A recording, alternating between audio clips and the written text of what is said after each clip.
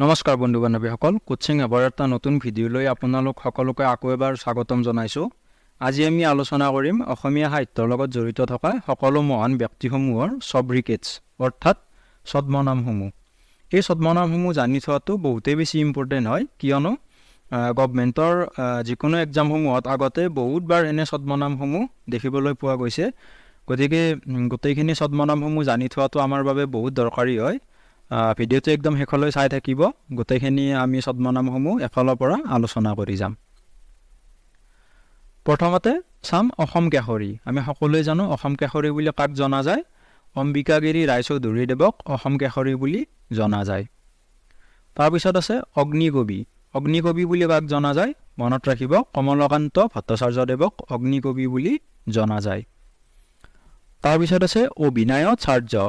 অভিনায়াচাৰ্য বুলি কাক জনা যায়? ব্ৰজনাথ শৰ্মাদেৱক অভিনায়াচাৰ্য বুলি জনা যায়।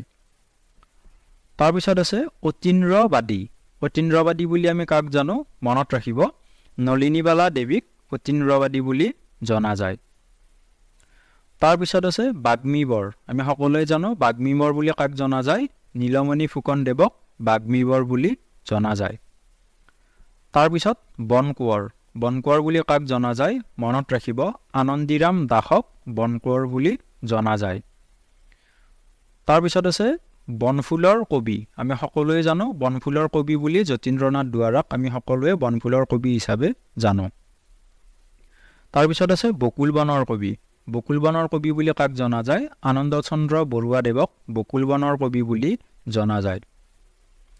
তাৰপিছত আছে ভংগনী কোঁৱৰ। মনত ৰাখিব, আনন্দচন্দ্ৰ আগৰৱালাদেৱক ভংগনী কোঁৱৰ বুলি জনা যায়।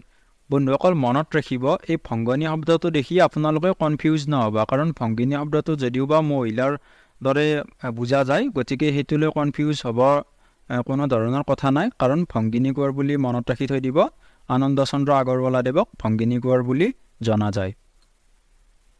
তাৰপিছত বিহগী কবি। আমি সকলোৱে জানো বিহগী কবি বুলি ৰঘুনাথ চৌধুৰীদেৱক জনা যায়।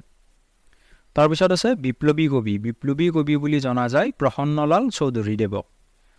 তাৰপিছত বিদ্ৰোহী কবি। এই বিদ্ৰোহী কবি বুলিও প্ৰসন্নলাল চৌধুৰীদেৱকে জনা যায়। মনত ৰাখিব, প্ৰসন্নলাল চৌধুৰীদেৱৰ দুটা ছদ্মনাম আছে, বিদ্ৰোহী কবি আৰু আনটো হ'ল বিপ্লৱী কবি। মনত ৰাখিব। তাৰপিছত আছে বীৰবালা। বীৰবালা বুলি কাক জনা যায়? মনত ৰাখিব, কনকলতা বৰুৱা। তাৰপিছত আছে দেশভক্ত। আমি সকলোৱে জানো দেশভক্ত বুলি তৰুণৰাম ফুকনদেৱক জনা যায়।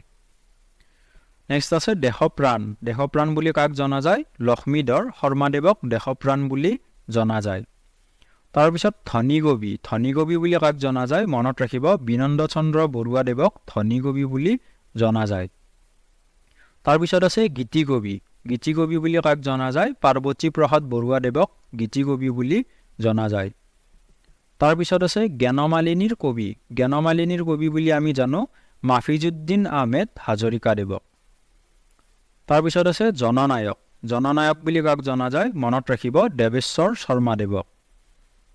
তাৰপিছত আছে কলাগুৰু। আমি সকলোৱে জানো এইটো কলাগুৰু বুলি বিষ্ণুপ্ৰসাদ ৰাভাদেৱক আমি সকলোৱে জানো। তাৰপিছত আছে কৰ্মবীৰ। কৰ্মবীৰ বুলি কাক জনা যায়? নবীন চন্দ্ৰ বৰদলৈদেৱক কৰ্মবীৰ বুলি জনা যায়। তাৰপিছত আছে কবিতা কোঁৱৰ। কবিতা কোঁৱৰ বুলি জনা যায় অম্বেশ্বৰ চেতিয়া ফুকনক। তাৰপিছত আছে ককা। ককা বুলি কাক জনা যায়? নীলমণি ফুকন। বন্ধুসকল এইখিনিতে এটা কথা কৈ থৈ দিওঁ, কনফিউজ নহ'ব, নীলমণি ফুকন দুজন সাহিত্যিক হয়। এজনক আমি বাগ্মীবৰ বুলি জানো আৰু আনজনক জানো ককা বুলি। বাগ্মীবৰজন বেলেগ নীলমণি ফুকন হয় আৰু এই ককাজন বেলেগ নীলমণি ফুকন হয়। গতিকে এইটোক লৈ আপোনালোকে কনফিউজ নহ'ব। তাৰপিছত আছে লৌহা মানৱ। আমি সকলোৱে জানো বিষ্ণুৰাম মেধিদেৱক লৌহা মানৱ বুলি জনা যায়। তাৰপিছত আছে লোকবন্ধু। লোকবন্ধু বুলি কাক জনা যায়? ডক্টৰ ভুৱনেশ্বৰ বৰুৱাদেৱক। এই ভুৱনেশ্বৰ বৰুৱাদেৱৰ নামতে আমাৰ গুৱাহাটীত ডক্টৰ বি বৰুৱা কেঞ্চাৰ হস্পিটেলখন আছে। গতিকে এখেতক আমি লোকবন্ধু বুলি জানো, ডক্টৰ ভুৱনেশ্বৰ বৰুৱা।